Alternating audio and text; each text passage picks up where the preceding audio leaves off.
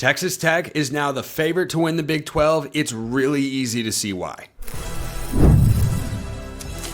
You are Locked On College Football with Spencer McLaughlin, your daily podcast on all things college football. Part of the Locked On Podcast Network, your team every day.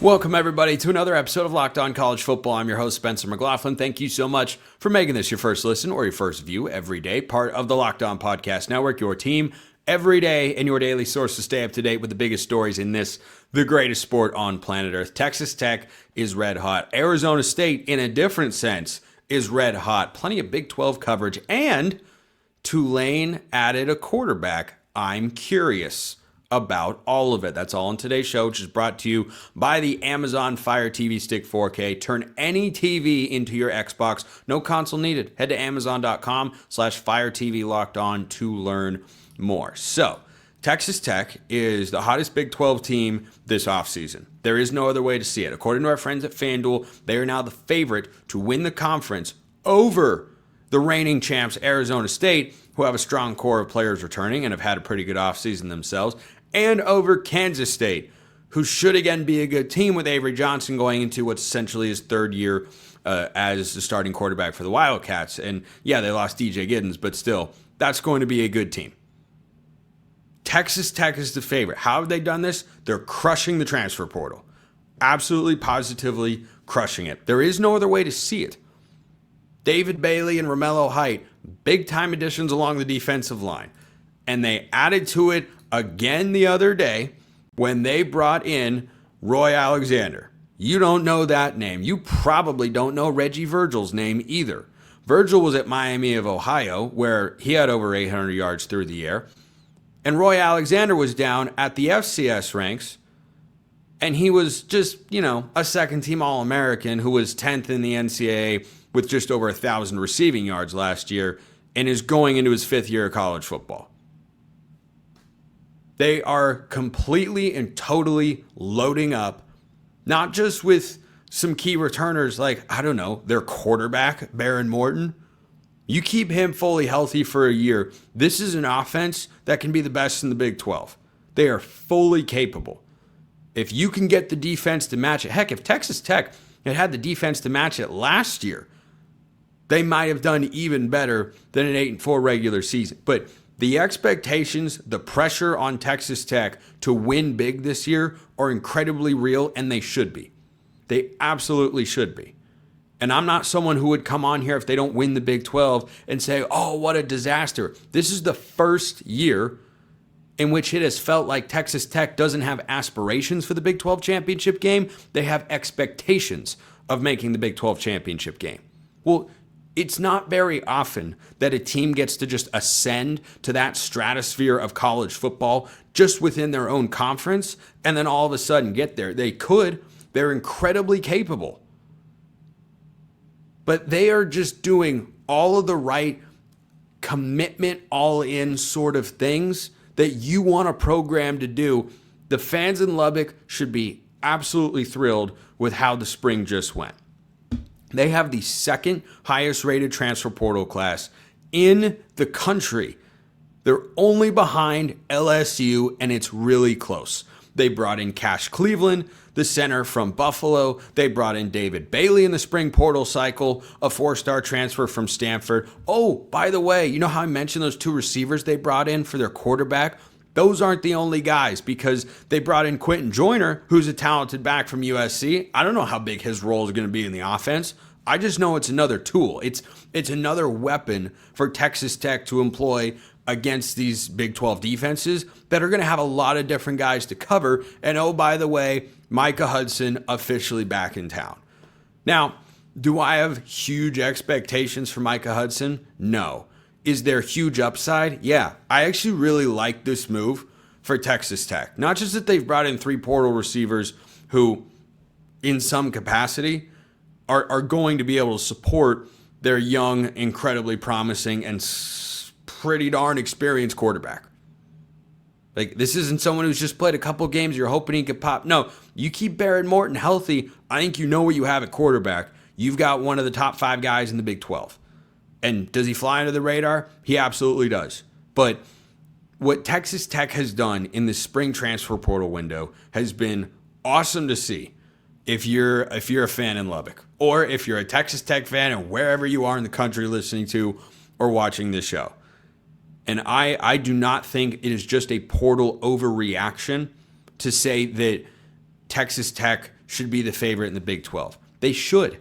They absolutely should. I think their schedule has some tough components. Overall, though, is fairly manageable. Now, their bye comes really early, or one of their byes, that is. I don't love that. Their byes are early and late in the conference schedule. Not the most ideal way necessarily to play it out, but there are a couple games on their Big 12 conference schedule I'm circling that will determine whether or not they live up to all this hype. I've been gassing them up all offseason, and I just keep getting reasons to do so. Because David Bailey, when he entered, was the top player in the transfer portal. And by the way, he entered earlier because Stanford had the head coaching change with Frank Reich, and then that gives a 30-day window for guys to go into the portal.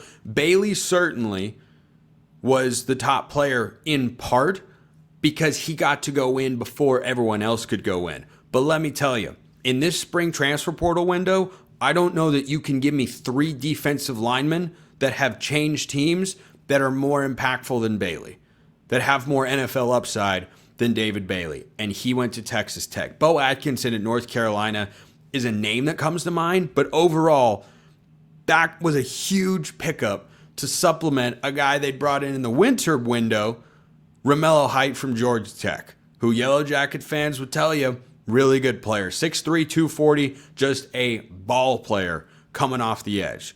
This portal class is really good. It's really deep. It's 21 players, and they don't specifically narrow down. Obviously, there's not a quarterback in here because they've got Baron Morton, but they have just a really good array of position groups represented here. It's not, they went all in here. They had some needs. They needed defensive line. They needed to bulk up. They needed a little help along the offensive line with a couple guys leaving, but they got all that. But then you look and you see a couple of receivers in there. You see a running back in there. You see a couple corners in there. Like, I think they have just created such a good depth chart across the board. And I don't think every single one of these transfers is going to be a high-end starter. Not every one of them has to be. Some of them certainly will. Certainly will. But they are the hottest team in the Big 12 in the transfer portal. They have had the best transfer season in this spring cycle of any team in the Big 12, and it's reflected in their ranking. They were already doing well. They kept the momentum going. They kept their foot on the gas. They didn't let up. There was no easing off the pedal there, and they just said, you know what? We feel good. Let's feel great. They should feel great. They should feel great. A couple of games on my radar for Texas Tech. Schedule talk is going to be reserved mostly on this show for the summer months, but at Utah on September 20th, following a game against Oregon State at home, that's a big stretch. At Arizona State October 18th, at Kansas State on November 1st, at West Virginia November 29th. Those are the games. They host BYU on November 8th. You can't lose more than 2 of those, make the Big 12 championship game. But if you're able to come out of those with just 1 loss, I tell you what, Texas Tech is dangerous. And by the way, talking about them in the Big 12 championship picture de facto means you're going to be talking about them in the playoff picture this year. If the defense can match what this offense is going to be capable of and all the weapons that they have given Baron Morton, and if the offensive line plays the way that they are capable, and if the defense takes a step forward and looks bigger and more physical, which they should, this could be a really, really good football team. And you know what? It's not easy to put together a transfer class and have it click right away. It's going to be a challenge for Joey McGuire and company. 21 transfers. That's a big class. That's a really big class. Guess what? I just watched Indiana in 1 year completely reshape things. Colorado a couple of years ago got off to the 3-0 start. It faded pretty quickly after that. But they've been very portal heavy. I don't think Texas Tech is entirely reliant upon or built in the portal. They are absolutely elevated by what they have done in the winter cycle, in the spring portal window as well. They've been really good. Props to Joey McGuire and that staff. Texas Tech is all in. Texas Tech is all in. And if you ask me right now, which maybe you are in your head, maybe you're not, I'd pick Texas Tech to win the Big 12. How about that? How about that? That's not a sentence that gets said very often, nor is this one. Arizona State, red hot on the trail, pushing for a top 10 class. First, this episode is brought to you by Game Time. There's nothing like the atmosphere of an NBA playoff game. Every bucket, every defensive stop, every moment feels huge. It's electric in the arena, and with Game Time, you can be a part of it without the stress of last-minute ticket hunting. Game Time makes it fast and easy to get playoff tickets, even when demand is sky high. Prices on the app actually go down as tip-off gets closer, and their last-minute deals can save you up to 60%. And the all-in pricing might be the best thing they do of many great things they do over there at Game Time. It means no surprise fees at checkout. What you see is what you pay when you toggle that feature on. Take the guesswork out of buying tickets with Game Time. Download the Game Time app, create an account, use code LOCKEDONCollege for $20 off your first purchase. Terms apply. Again, create an account, redeem code LOCKEDONCOLLEGE for $20 off. Download Game Time today. Last minute tickets, lowest price guaranteed. Speaking of the Big 12, is anybody hotter on the trail than Arizona State? Richie Bradshaw of Locked On Sun Devils does not think so. And we have mentioned this before here on the show, Richie, and it bears mentioning again because Arizona State, 3-9 2 years ago, Arizona State, 4 cycles ago, 105th ranked recruiting class or whatever it was, that Arizona State just got a receiver to commit over the likes of Florida and Nebraska. How hard is Kenny Dillingham cooking with everybody else in the kitchen right now?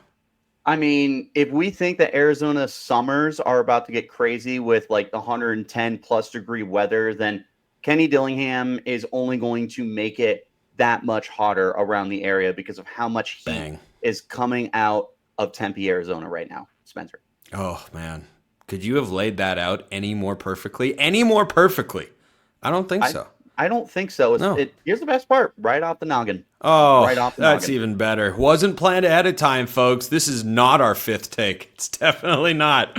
No, it's actually not this time. But I look at what Arizona State can be, Richie, and I have for a long time thought there's untapped potential. And this, like Texas Tech, who I talked about earlier on today's show, it's not an arrival to being a power in the championship sense or in the recruiting sense. It is, however, what the first steps look like. You could reflect 3 years from now and say, remember that 2026 cycle after the Big 12 championship? That's where this all got started. And that's just how I feel about Arizona State, who, despite a decommitment, Richie, has the 13th best class in the country at the moment. I know.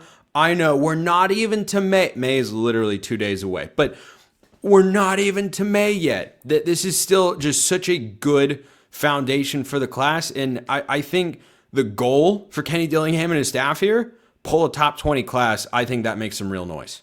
Yep. And right now from 24/7, they are 13th in the country. The entire nation, they are the 13th ranked recruiting class. For the people who love going all across the place for your different recruiting platforms, maybe your 24/7, Rivals, ESPN, On3, whichever one you like. If you want to cherry pick the 4 stars from there, like what I did earlier today, ASU has not 1, not 2, not 3, not 4, not 5, but 6 4 stars across your different websites at quarterback, running back, receiver, tight end, edge, corner. That's pretty much your most important positions across the board, and especially positions that ASU is putting an emphasis on under the Kenny Dillingham era, and they are absolutely killing it with recruiting. And guess what? We're not done, because this weekend, we just came off a big weekend.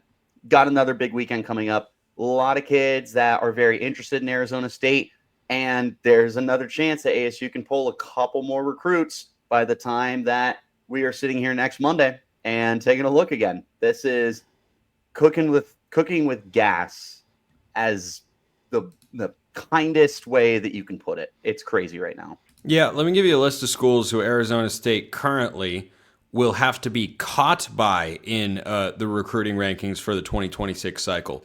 Oregon, Florida State, Washington, Auburn, Tennessee, Georgia, Alabama, BYU, Wisconsin, Michigan, just to name a few. Now, I stopped listening after Oregon.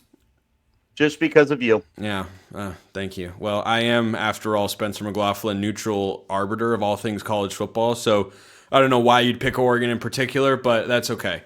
Maybe just because I'm from there or something. Anyway, bringing this back to the Sun Devils, how do they keep it going before we get to the guys that they actually just got committed and what they mean for the program going forward? But what do the next steps need to look like? Do you think there needs to be a commitment for Arizona State within the next couple of weeks with the number of guys they've had rolling through campus?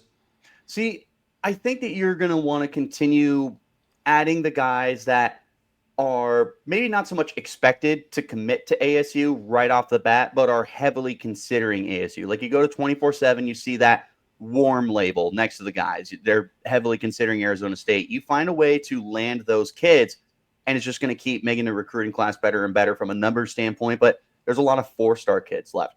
And something I wanted to touch on that you had mentioned, ASU just had a decommit from who was their highest rated recruit in the class with 4-star Israel Briggs. He was a tight end. He took a visit to Michigan, which that's not something that Kenny Dillingham appreciates. If you're going to commit, then you're giving your word.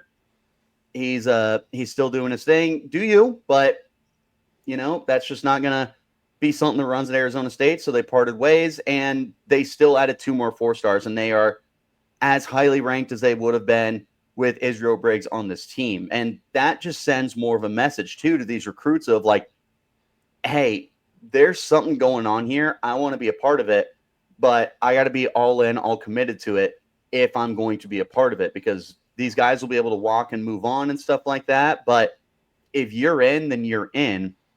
And you're seeing the results of that recruiting class. They continue to get better and better, and they're not done getting better. We sat down here not long ago, Spencer, and you said you could see a top 10 recruiting class. I said top 30 safely, top 25 safely. I would love to see top 20, top 15. They're trending towards top 10, and that's crazy. Do you think that's realistically possible? And I also want your thoughts on what you just mentioned, where Dillingham is hey, when you commit here, you don't take visits elsewhere. That's a unique approach. Players that are committed take visits all the time at a lot of high major schools. Is that something that you think could hold Arizona State back at any point in time? I think it's something that did out the gate, because when you want to establish that culture as a team that's coming off a 3-win season, I don't know if you really have that pull. And then you do it again after another 3-win season, and it's like, I feel like I may have better options elsewhere. I don't want to feel like I can't continue looking at options. But yet, what Dillingham is trying to put out there is not so much like a jealous approach that some people may see it. It's an approach of like, hey, you are 16, 17, 18-year-old, and you are looking to take that next step towards being an adult and everything. And part of being an adult is giving your word and sticking by your word and stuff like that. It's a very old-fashioned approach. But we've also talked about how Kenny Dillingham is much older and beyond his years than a 35-year-old. By the way, birthday was on April 28th. What a great day for him. Happy birthday. Here's a 4-star receiver.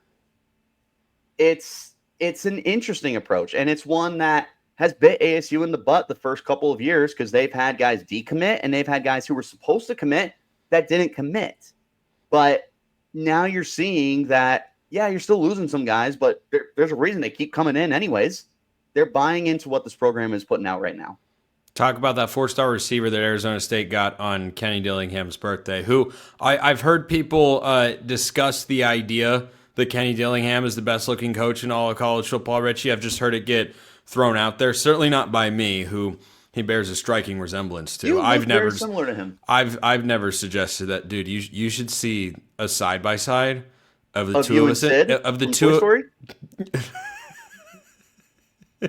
You suck. You're great. All and right, I love you, but take 6. Yeah, but that was indeed a pick 6. No, when we've got the same hair length, there's a There's a striking similarity. So anyway, I don't throw out those notions about Dillingham being the sharpest dressed guy in the country. That's other people that I hear. But talk about the receiver that Arizona State did just land to help bolster this class up to number 13 in the country. Yeah, so Nayland Scott is the one who just committed to ASU. He's a kid out of Georgia. I typically like getting kids that are in the heart of the South and in that SEC range, and he had a lot of teams that were, or programs rather, that were going after him. Some of the ones you mentioned were Nebraska and I don't know, Florida. Florida, thank you. 34 offers here from 24/7 is what's being presented here. And he's choosing to come to Arizona State. And it feels like Arizona State has been a heavy favorite for him for a while. In fact, when he was visiting, that was one of the kids that I was like almost willing to guarantee was going to commit to Arizona State by the time that he left Tempe. And lo and behold, that's what they have. And now you look at the potential future of the wide receiver position for ASU, and Jordan Tyson might be trending towards the first round of the 2026 draft if he's able to string together another season like what he just did. He'll be one of the heavyweight favorites for the Bolitnikoff Award. There's an opportunity for him to go pro. And there's some other veterans who will be out of eligibility, and there's some guys who also may see some pro opportunities. So Nayland Scott will be able to come to Arizona State and fight for an opportunity to be the number one receiver on the depth chart. And that's a massive opportunity for any true freshman. And I mean, he's got a right to it if he's able to prove himself. Now, Jordan Tyson can come back another year, so you're not guaranteed that. But he may be looking at a situation where he could be the guy. And with Hines Ward coaching you at your skill position and Marcus Arroyo and Kenny Dillingham there, it's an easy place to fall in love. Hines Ward, receiver coach at Big 12 Arizona State. Imagine that sentence in the year 2012. That's hard to imagine, hard to fathom. But alas, here we are with Richie Bradshaw of Locked On Sun Devils. Great as always. Tulane's got a new quarterback as they seek to be a playoff team. And is Cal getting fixed in the ACC? I mean, kinda. First, this episode brought to you by FanDuel. The NBA playoffs are almost here, and FanDuel is giving new customers an incredible way to get in on the action. Right now, when you join FanDuel and place your first $5 bet, you'll get $250 in bonus bets if your bet wins. From three-pointers to steals to assists, FanDuel has so many ways to bet your favorite player props. Plus, after the game tips off, you can even combine live prop bets into a same-game parlay for a chance to win big. And if you want to bet college football, which you might because you're a fan of this show, therefore this sport, you can bet win totals, national title odds, conference championship odds, individual games, and more. Don't miss out. Head to FanDuel.com and claim your $250 in bonus bets today. Check them out at FanDuel.com. So, a rather under-discussed, unless you listen to or watch this show every day, which I appreciate those of you who do out there, story in college football is what's happening down at Tulane. There is a, shall we say, unfortunate incident, potential misunderstanding, maybe not, I don't really know. What I'm concerned with, first and foremost, is what Tulane's going to be able to do at quarterback. And I mentioned the Green Wave because this is one of several G5 programs that has proved themselves capable of contending for a playoff spot year after year. We'll see what UNLV is under Dan Mullen, but when I throw out the biggest powers in the group of five that can make the playoff each year, I think of Boise State, I think of last couple of years UNLV, I think of Memphis, I think of Tulane. Those are the heavy hitters off the top of my head. There are certainly some others. Maybe a James Madison can push for that over in the Sun Belt, Fun Belt Conference, by the way. But Tulane was going with TJ Finley, a journeyman if ever there was one in college football. Finley has been to Western Kentucky, Texas State, Auburn, I think LSU at one point in time, and Tulane. I think those are the five schools that TJ Finley has been to. Well, there's an off-the-field incident, there's a legal case pending, there's a car involved, and Tulane said, yeah, we don't want any part of that anymore. So Finley's back in the portal, potentially looking for a new home. Again, I don't know how hot of a commodity his name is going to be for a couple of different reasons. I do know that Tulane a few days ago has added Brendan Sullivan from Iowa. Now, when you hear quarterback from Iowa, doesn't that excite you? What could possibly be more riveting for a program to bring in? Exuberating, jubilating, electrifying, energy injecting. What could be more of those things than an Iowa quarterback? I don't know. They brought in Mark Gronowski, though, transfer from South Dakota State, who did not go with Jimmy Rogers to Washington State after the Jackrabbits had another great season. He was a part of a program that has won 2 national championships in the last few years, which I'm told is pretty good. I think that's pretty good. Gronowski goes to Iowa instead of Washington State. They also brought in Hank Brown from Auburn because, well, why the heck not? But that sends Sullivan out the door. I think Tulane sneakily made a nice pickup here. And they were acting out of necessity. This was not something that seems to me as a move that came about because Tulane decided, man, we just are enthralled with Brendan Sullivan, a one-time Northwestern Wildcat, and going into his 4th year of college football, who's never been a full-time starter throughout the course of the year. We're just thrilled. He's got to be so much better than TJ Finley. But given the circumstances that you're a Group 5 school going for a quarterback in the spring window, they poked around on Jaden Rashada. He's at Sacramento State. Talked about that yesterday on the show. I think that's a really good landing spot for the former blue chip quarterback prospect.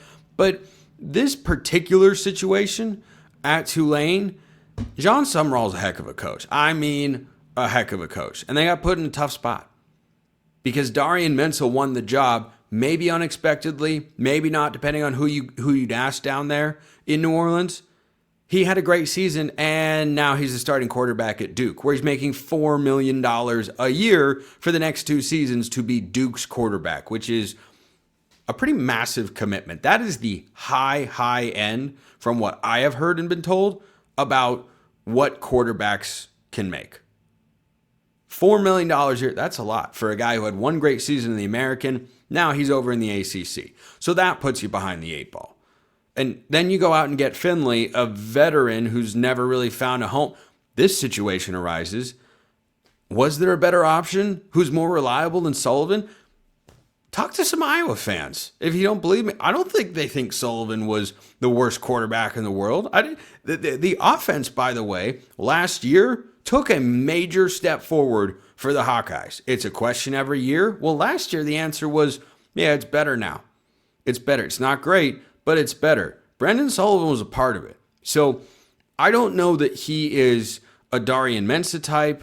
I don't know that he is a Michael Pratt type at quarterback. I think stylistically he's maybe more similar to Pratt than he is to Mensah. But I think Tulane did all right here. And for the Green Wave going into next year, it's always going to be a question of, are they a playoff team or are they not? It's the most interesting thing for people listening to or watching this show, right? That's why I bring it up, because Tulane is a playoff caliber program with a playoff caliber head coach. Jon Sumrall is really good. Really, really good. This was his first season last year. It went pretty darn well. They were this close to beating Kansas State. They were a real good team. If Sullivan winds up being their starter, here's the tricky part. Spring football is all but over, or might already be over, down there for the Green Wave. Tricky situation to be in. Well, welcome to today's world of college football. You're either adaptable or you are not. Tulane's going to get a real Rorschach test of what they're capable of doing in an adaptive measure to have success this year. Nothing comes easy in the American. You've got Army over there. You've got Memphis over there.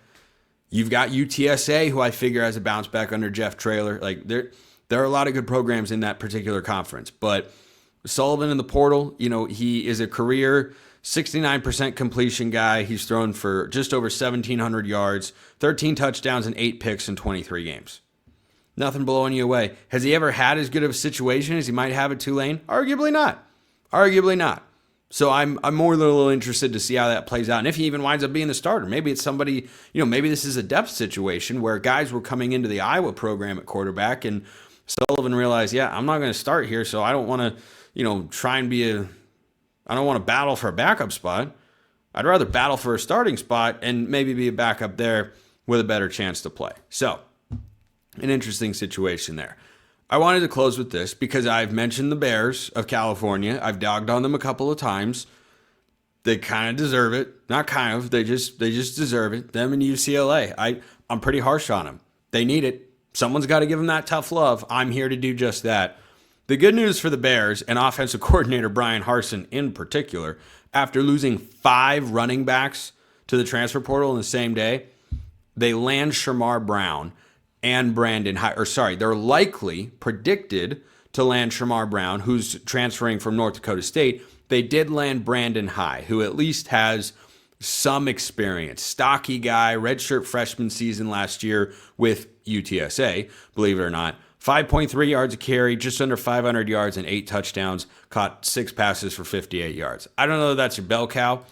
I'm just glad that Cal's bringing somebody in because, man, there hasn't been a lot to cheer about in Berkeley. But, hey, new players. If there was a game today, some scholarship caliber running back would, in fact, be there to take the ball from whoever winds up being Cal's quarterback. So, hey, good on the Bears. And we end with that. Appreciate everyone listening. I will see you next time. And until then, hope you have a wonderful rest of your day.